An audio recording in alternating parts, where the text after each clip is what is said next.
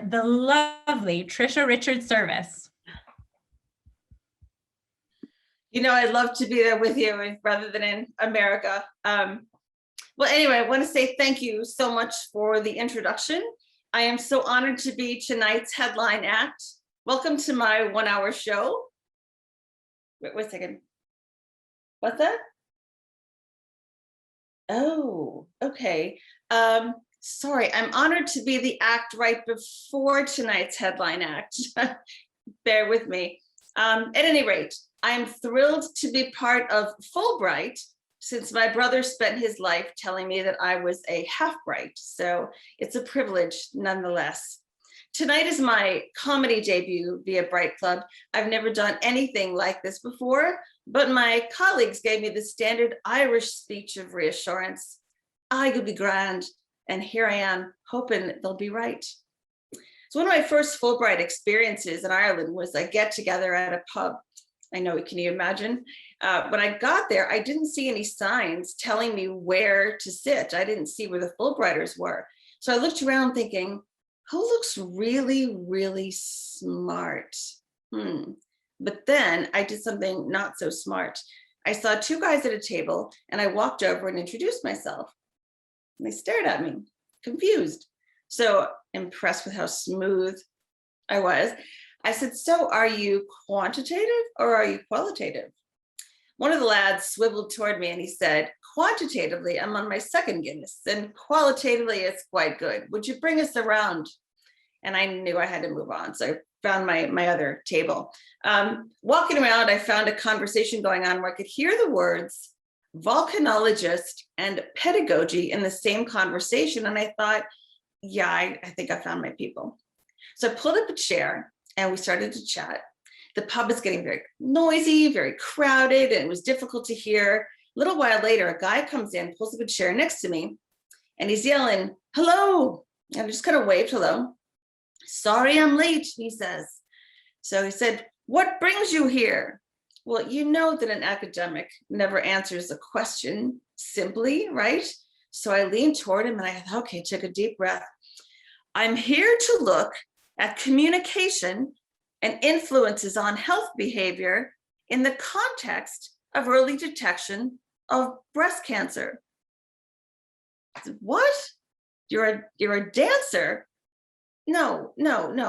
My research is about the early detection of breast cancer. Sorry? I yelled. Finally, I was frustrated. I'm focused on breasts. The song stopped just before my outburst, and the whole pub turned to look.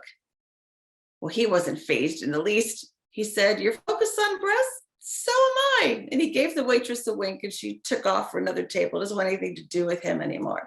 That's for sure. A few days later, though, things were settled down. I was getting into a routine, collecting my primary research. And one of the things I did was focus groups to collect information. What would academia be without focus groups? Talking with Irish women about early detection of breast cancer is kind of a challenge in a country that believes that you can cure anything with a cup of tea, a bowl of warm soup, or a flat 7-Up. What is the deal with the flat 7-Up? My grandma Gallagher gave me that when I was sick when I was little, and trust me, it fixes whatever is wrong with you. So I keep thinking, why is there even COVID in Ireland? Give everyone flat 7-Up. Right? Get rid of it. Anyway, back to my story. I was telling you about my exciting focus groups.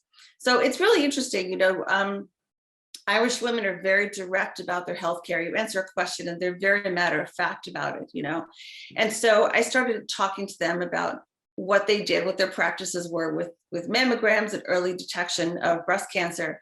And they said, well, you just get your notice and you go. What else do you need to know? What else is there? So I thought, well, I'll ask them about their knowledge of risk factors, perhaps. And suddenly the discussion turned on someone named Grania.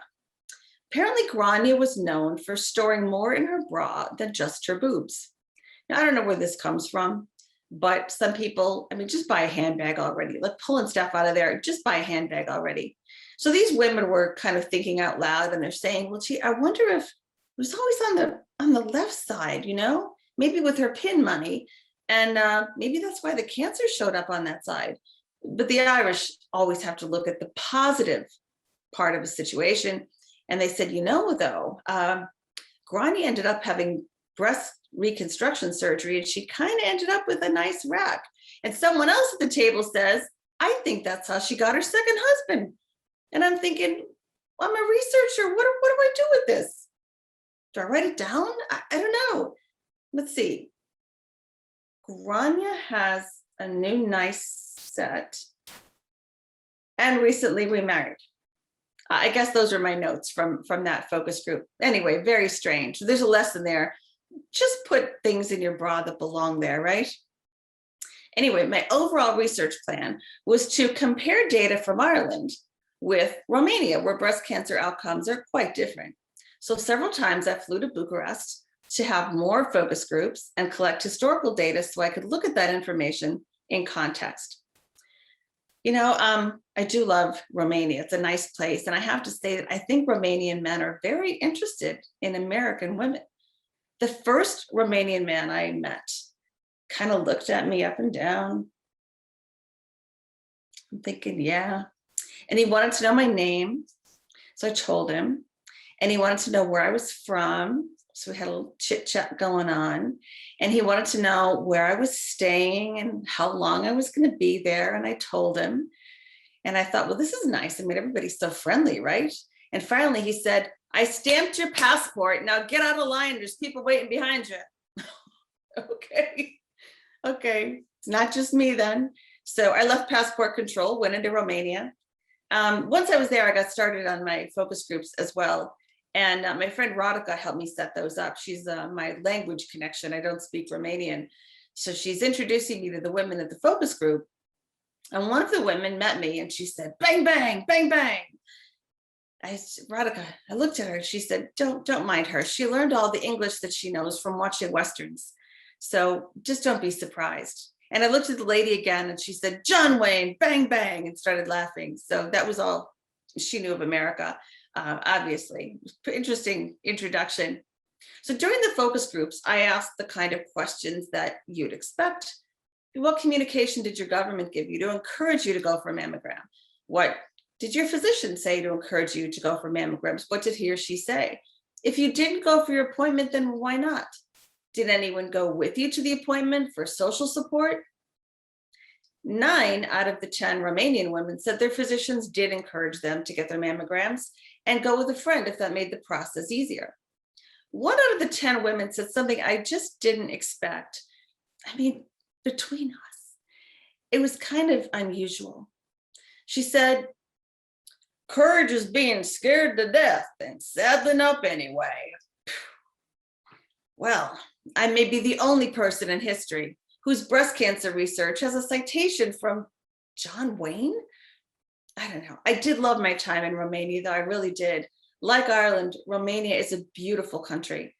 During a summer trip there, my family came over and joined me, and we spent 4 days touring the Carpathian Mountains, which circle the Transylvania region. That whole area is known for its hiking, but it's also known for Romania's massive bear population. That explains the mandatory mountain rescue tax that's included in the hotel fees there, something the Tourism Bureau doesn't exactly tell you when you're booking the room, So I'm a PR person. I believe in transparency and honesty. So I just want to make a recommendation for those of you of Romania listening. Your new tagline could be this: hike the mountains of Romania, find dinner or be dinner. Okay, who knew? When I returned to Bear-Free Ireland, I was telling one of my colleagues about my findings. He said, why do you think it's so difficult for women to just go for a mammogram, and why do they need someone to go with them? I said, well, maybe some women are afraid of what the test might reveal. Other people might be afraid of the pain associated with the mammogram. He said, come on, does it really hurt that much? I said, well, I don't know. I could be uncomfortable when the machine flattens the breast to get a clear picture. His eyes widened. He said, I wonder if men would go for a similar test if they had to get one. And the poor guy just crossed his legs and started to cry. What a wimp. What a wimp.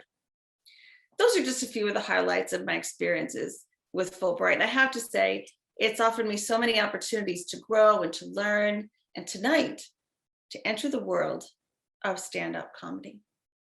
Among everything I've done, this is probably the most daunting part of it, but as my dear friend in Romania would say, courage is being scared to death and saddling up anyway.